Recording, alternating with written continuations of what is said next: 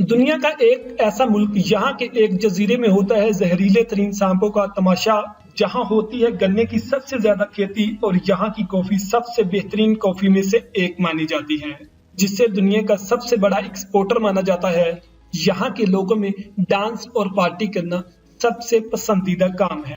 आज भी यहाँ के लोग एलियंस पर यकीन करते हैं और उनका मानना है कि इस मुल्क में एलियंस भी आते रहते हैं। तो आज हम बात कर रहे हैं फुटबॉल के खिलाड़ियों का मुल्क ब्राजील की। तो आइए आज हम आपको ले चलते हैं ब्राजील के सफर पर। ब्राजील की कुल आबादी 2023 के सर्वे के मुताबिक 21 करोड़ 64 लाख 22,444 अफराद पर मुश्तमिल है।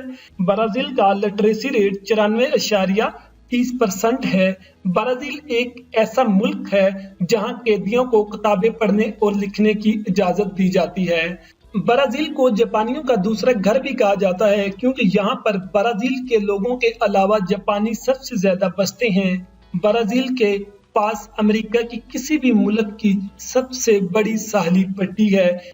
इस मुल्क में कानूनी तौर पर बगैर किसी मुआवजे के जिन्स भी तब्दील करवाई जा सकती है, लेकिन इस कानून को लागू होने से पहले ऑपरेशन करवाने वाले अफराद की उम्र 18 साल होना जरूरी थी, जिसे बाद अज़ा 21 साल कर दिया गया। ब्राजील रकबे के लिहाज से दुनिया का 5वां बड़ा मुल्क और ये दुनिया का वाहिद मुल्क है जहां पर पुर्तगाली जबान सबसे ज्यादा बोली जाती है। इसके दारुल हुकूमत का नाम ब्राजीलिया है।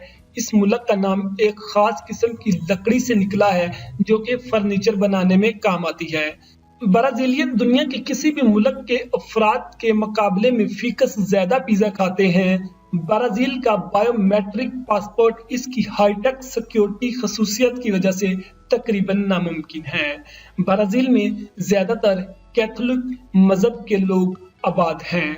ब्राजीलियन किसी भी दूसरे मुल्क के मुकाबले में फीसद ज्यादा कॉफी पीते हैं। ब्राजील दुनिया के सबसे बड़े कार्बन सिंक का घर है। ब्राजील का पाकिस्तान से फासला 13,789 किलोमीटर और इंडिया से 14,787 किलोमीटर है और वक्त के लिहाज से ये पाकिस्तान से 8 घंटे और इंडिया से 8.5 घंटे पीछे है।